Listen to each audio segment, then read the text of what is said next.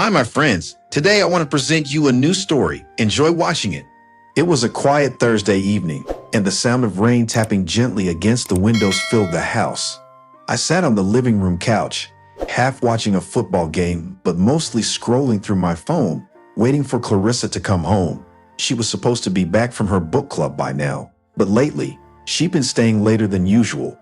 I didn't think much of it at first. After all, she loved reading, and her club often got caught up in long discussions. Still, I couldn't shake the uneasy feeling that had been growing inside me for weeks.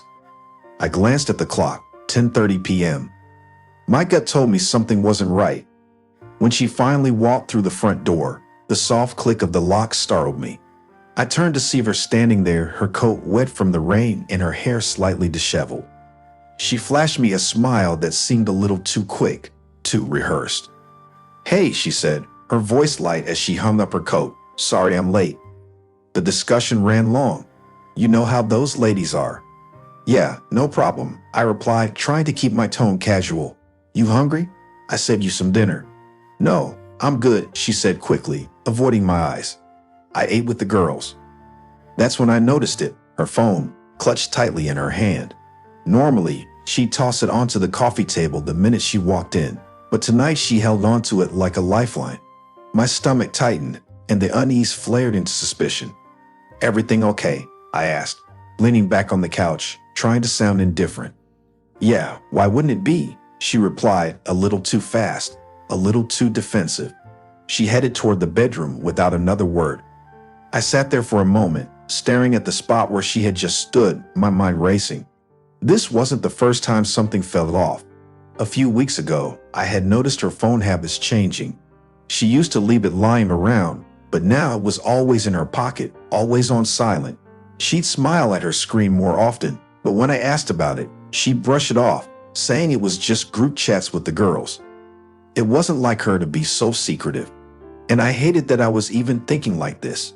We'd been married for 3 years and I trusted her, but something inside me was telling me to pay attention. I walked toward the bedroom, stopping at the door.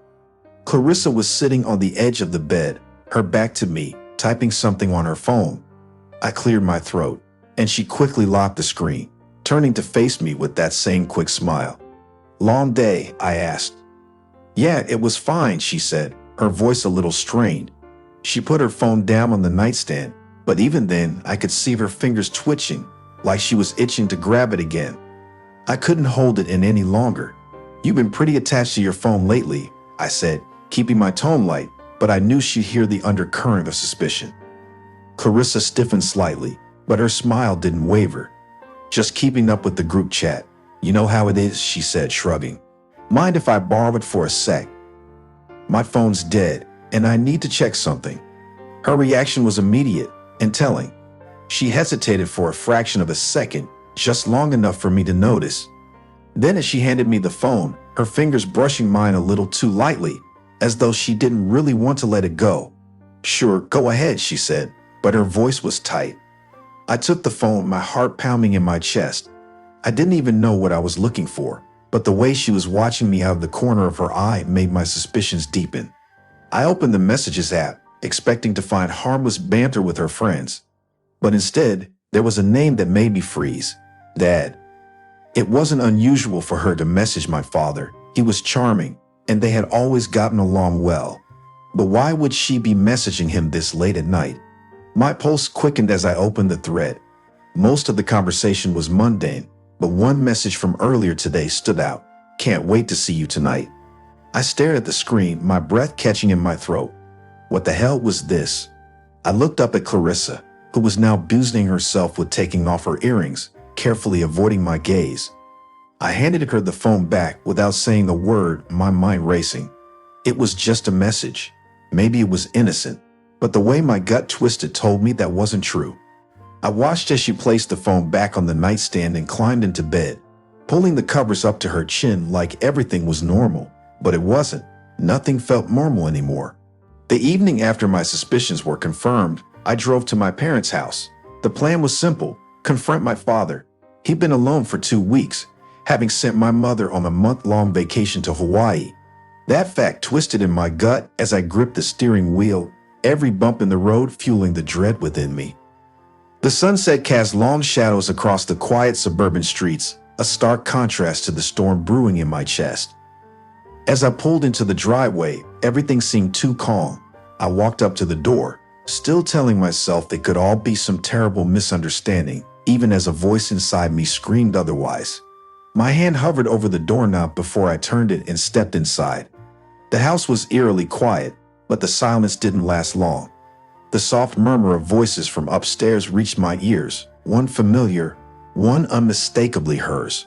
I clenched my fists, every step toward the staircase echoing in my mind. Slowly, I made my way up, each creak of the floorboards beneath me amplifying the tension. The door to my parents' bedroom was ajar, just enough for me to catch a glimpse inside. My heart stopped cold. There, in my parents' bed, lay Clarissa, beneath the sheets, beside my father.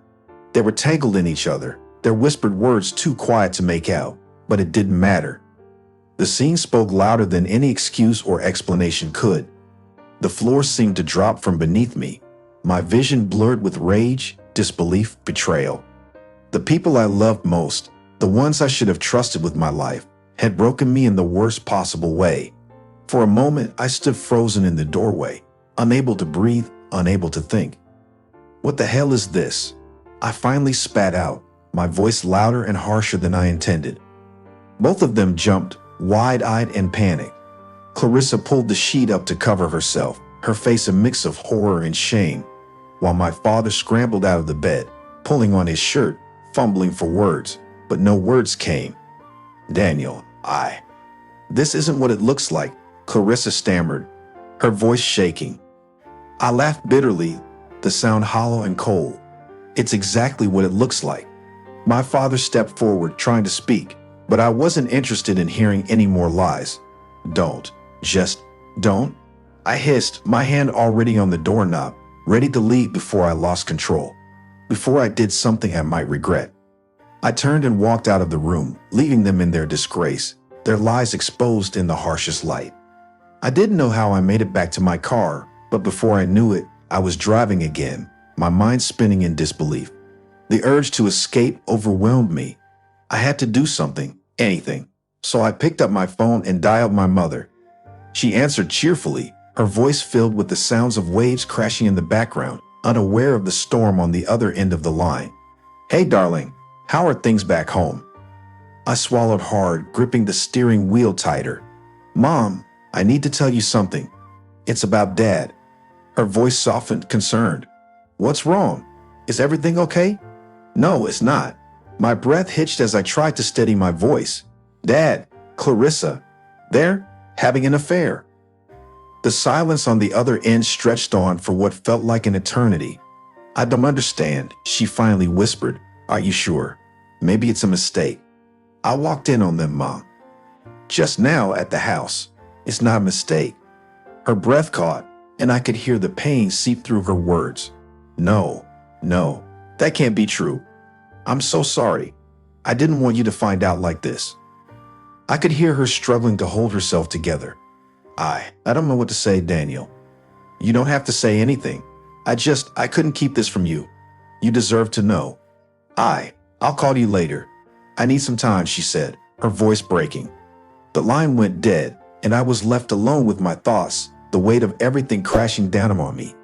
The people I trusted had betrayed me in the worst possible way, and there was no going back from that. I thought the nightmare ended the moment I found Clarissa in bed with my father. But as I soon discovered, that was only the tip of the iceberg. The days following that horrifying scene were a blur of anger and confusion. I couldn't stop obsessing over what I'd witnessed, playing it over in my mind. Something inside me demanded more answers.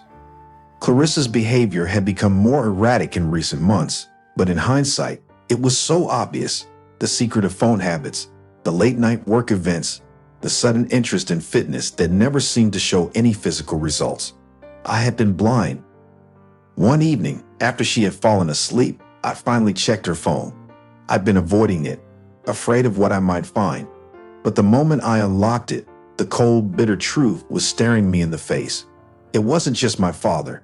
There were love messages from two other men, each with his own time slot in her life. slotted in her calendar with cold efficiency. My stomach churned as I scrolled through the messages, seeing the casualness with which she arranged her betrayals. They're buried in her calendar, were meetings scheduled meticulously every other day, each under innocuous names like work meeting or gym time. The rage simmered beneath my skin, cold and sharp. I wasn't just angry anymore, I was determined. She had destroyed us, but I wasn't going to let her walk away without facing the consequences. That night, I sat down at my computer and began typing an email to every family member on both sides.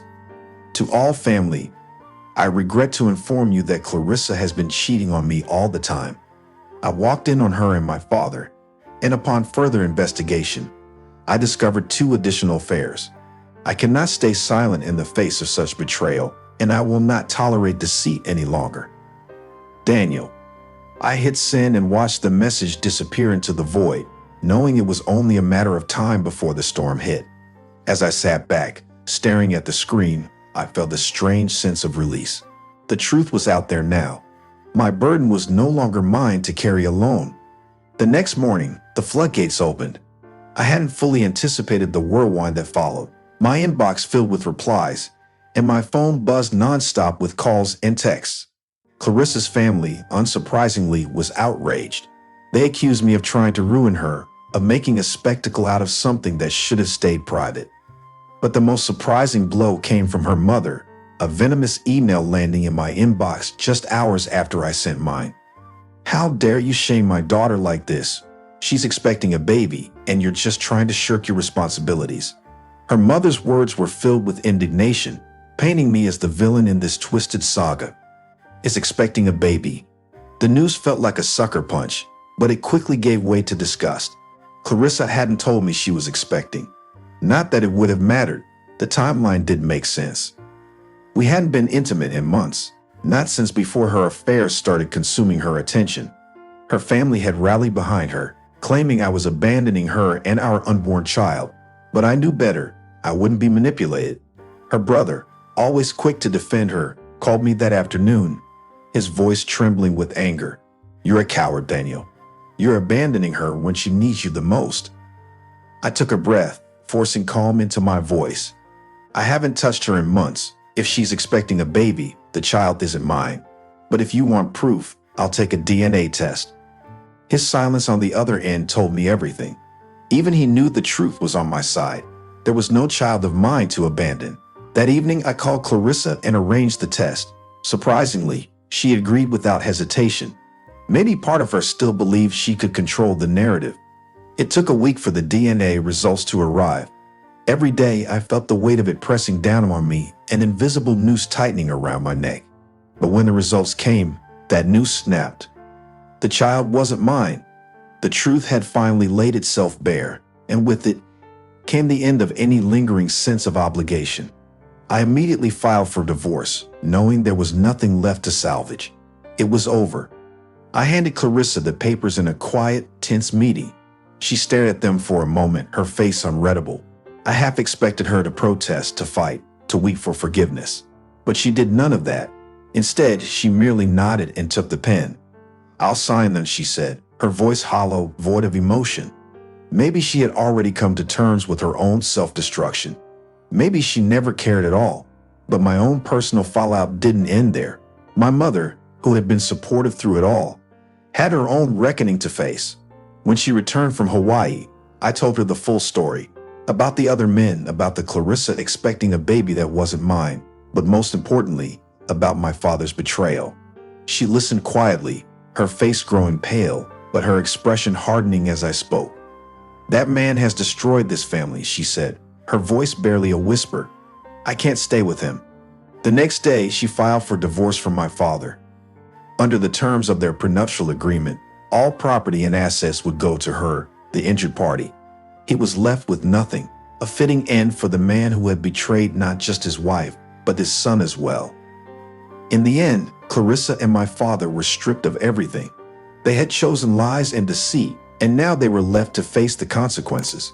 As for me, I was ready to move on, free of the shackles of their betrayal. The ties had been cut, and I could finally breathe again.